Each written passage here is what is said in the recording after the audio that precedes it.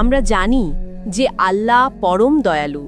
আল্লাহ কি একজন ঈমানদার পাপী এবং একজন ভালো কাজ করা কাফেরকে ভালোবাসেন? যদি তাই হয় তবে আল্লাহ কেন চিরস্থায়ী জাহান্নাম সৃষ্টি করেছেন? আল্লাহ কোরআনে সূরা মুলকে ৬৭ নম্বর অধ্যায়ের ২ নম্বর আয়াতে বলেন, তিনি আল্লাহ যিনি মৃত্যু ও জীবন সৃষ্টি করেছেন তোমাদের মধ্যে কে কাজে উত্তম তা পরীক্ষা করার জন্য। সুতরাং এই জীবন পরকালের জন্য একটা পরীক্ষা। আমি আপনাকে একটা প্রশ্ন করছি, শিক্ষক কি একজন পাশ করা ছাত্রকে পছন্দ করেন নাকি একজন ফেল করা ছাত্রকে? যে পাস করে। শিক্ষক ফেল করা ছাত্রকে পছন্দ করেন না, কারণ শিক্ষক সেখানে পরামর্শ দেওয়ার জন্য ছিলেন, আর সেই ব্যক্তি মনোযোগ দিচ্ছিল না, যে শিক্ষকের কথা শুনছে না।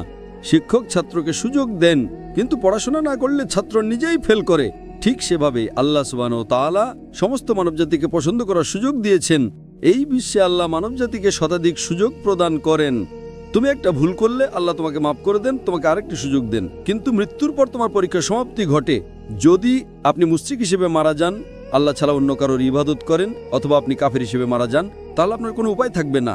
সুতরাং কাফের, কোরআন বলে, আল্লাহর ন্যায় বিচারের বিরুদ্ধে কখনো আপত্তি করবে না।